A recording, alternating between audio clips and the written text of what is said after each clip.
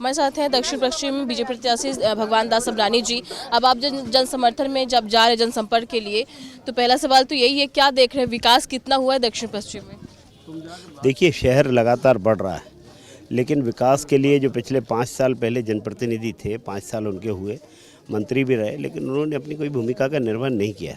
मध्य प्रदेश में सरकार है, सरकार का सहयोग लेकर के कुछ कर सकते थे, लेकिन उन्होंने उपेक्षा की और केवल उन्होंने होर्डिंग बोर्ड कहीं कहीं लगा दिए, बोर्ड लगा दिए।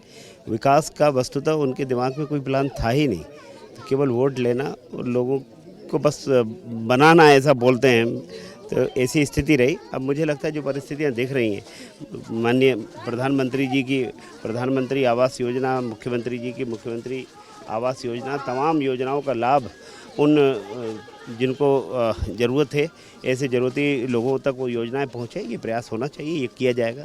अच्छा, दक्षिण पश्चिम में स्लम्स एरिया भी बहुत बड़ा है। अगर वैसा एरिया है, अगर कर्मचारियों के एरिया, तो स्लम्स एरिया भी बहुत बड़ा है। क्या जब चुन के आते हैं तो क्या चेंजेस करेंगे?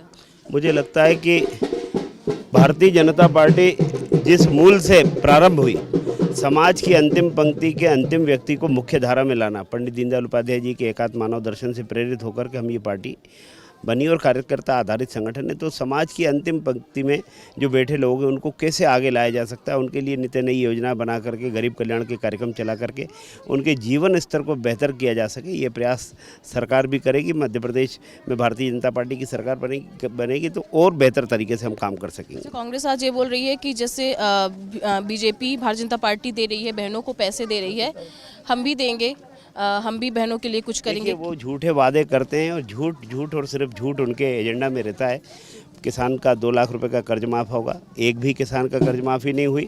15 महीने की सरकार बनी, उनके राष्ट्रीय अध्यक्ष कहते थे अगर हमारे मुख्यमंत्री ने कर्ज माफ़ी नहीं की तो 10 दिन में वो मुख्यमंत्री बदल देंगे।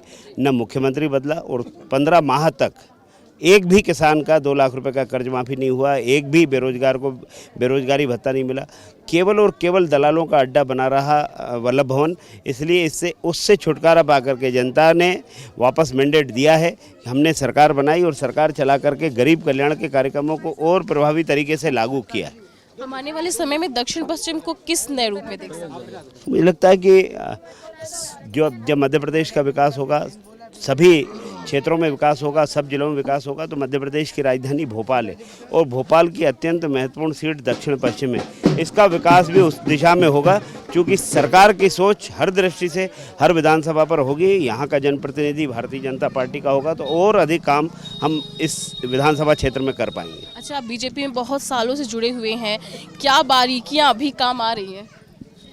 जो हमने बूथ स्तर पर काम किया, माननीय अमित शाह जी जब राष्ट्रीय अध्यक्ष थे, उन्होंने हमको एक मंत्र दिया कि चुनाव में आखिरी समय पर जाकर के मतदान और बूथ पर जाकर के हम मत जितना हासिल कर पाते हैं, उस पर ही सरकार बनना न बनना उस पर निर्भर करता है। इसलिए हम 2 साल से कुशाभाऊ ठाकरे जी की जन्म शताब्दी पर हमने बूथ विस्तारक अभियान से काम आरंभ किया।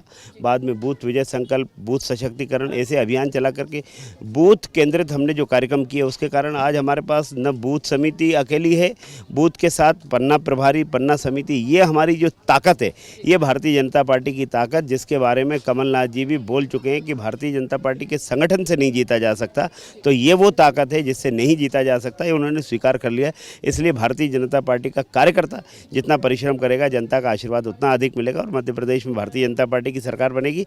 152 दक्षिण पश्चिम विधानसभा भी भारतीय जनता पार्टी जीतेगी। आप भी जनसंपर्क में है, अमित शाह जी आए थे अभी, क्या कुछ मंत्र दे के गए हैं बीजेपी को? वो कार्यकर्ताओं को कि आपको जो पहले काम बताए गए हैं, उन कामों को करके ही हम लोगों का आशीर्वाद प्राप्त कर सकते हैं और उसके आधार पर हम, क्योंकि हमारा नेतृत्व इतना सक्षम नेतृत्व है, इतना उनकी दूरदृष्टि है, उस नाते से उन्होंने जो हमको टिप्स दिए हैं वो इस चुनाव में बहुत काम आने वाले, इसलिए सब कार्यकर्ता उस काम में लगे हैं। और मैं विश्वास के साथ कह सकता हूं कि जो उन्होंने टारगेट की घोषणा की कि 150 प्लस, तो मध्य प्रदेश में 150 प्लस के साथ भारतीय जनता पार्टी पुनः सरकार बनाएगी।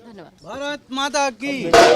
ये थे हमारे साथ दक्षिण पश्चिम बीजेपी प्रत्याशी भगवान दास सबलानी, जिनका साफ तौर पे कहना है 150 प्लस बीजेपी फिर से अपनी सीट लाएगी और मध्य प्रदेश में सरकार बनाएगी। कैमरा पर्सन रागमल के साथ कीर्ति मिश्रा, EMT न्यूज़ भोपाल से।